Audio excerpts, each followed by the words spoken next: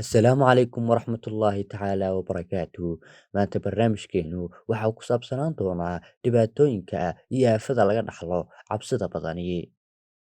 Ha cabsan, cabsidu waxay dishaa riyada, cabsidu waxay baabi'isaa rajada, cabsidu waxay qofka ka dhigtaa curyaan iska fadhiya, cabsidu waxay ka hortaagan tahay inuu qof gaadho yoolkiisa. Cabsida badani waxay qofka u keentaa caafimaad darro. Dad badan waxay samayn lahaayeen amba ay gaadhi lahaayeen nolosha waxay uga joogsadaan cabsiya armad gaadhi weyda amba aad fashilantaa. Waxaad u baahan tahay geesinimo aad ku raacdo waxa qalbigaaga iyo niyadaada ku jira. Way garanayaan waxaad dhab ahaantii rabto inaad noqoto amba aad samayso. Cabsidaada unbaa kaa celinaysa. Jooji cabsida, jooji cabashada, jooji cudurdaar samaynta, jooji cambaarinta iyo cilad raadinta. Aqbal inaad adigu mas-uul buuxa ka tahay noloshaada. Noloshu waa safar gaaban, laakiin waa safar qurux badan. Adiga keliya ayaa ka mas-uula inaad tayso amba aad talo xumayso oo aad tubta qaldan raacdo. Ka faa'iidayso fursadaha qaaliga ee nolosha. Ha ka cabsan mustaqbalkaada, ha ka baqin fashil amba diidmo. Ha ka cabsan waxa ay dadku ku odhanayaan amba ay ku arki doonaan. Ogow, dadka intooda badani ma jecla inay runta maqlaan sababtoo ah waxay ka cabsanayaan in khiyaaliga iyo dhalanteedka ay ku jiraan la burburiyo.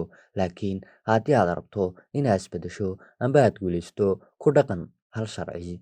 Naftaada been ha u sheegin, runtana ha ka cararin. Ninbaa wuxuu yidhi been ma sheego sababtoo ah qofna kama boqo oo aan ka ahayn alla weyne subxaanahu watacaala. Waxau yidhi waxaad been u sheegtaa sababtoo ah cid baad ka cabsanaysaa. Xusuusnow, geesinimadu ma ahan in cabsi kaa maqan tahay ama uusan cabsan. Geesinimadu waa inaad wajahdo wax kasta oo aad ka cabsanayso. Geesinimadu waa inaadan u ogolaan inay cabsi ku joojiso. Ugu dambayn, dad kala duwan oo sare saaran ayaa la su'aalay ma jiraan waxaad ka shallaynaysaan. Waxay dhammaantood ku wada jawaabeen jawaab isku mid ah. Haa, waxaan ka qoomameynaynaa fursadihii aynaan ka faa'iidaysan noocii nolosha runta ahayd ee qalbigaygu rabay inaannu ku noolaano laakiin aan ka cabsan. Iyo go'aamadii aan suganay waqtiga dheer inaan qaadano. Waxaan rajaynayaa inaad ka faa'iideen fiidiyowgan. Fadlan haddii aad ku cusub tahay channelkeena, subscribe saar si ay kuu soo gaadhaan muuqaalada ugu dambeeya ee aan soo gelino. Waad ku mahadsan tahay daawashadaada.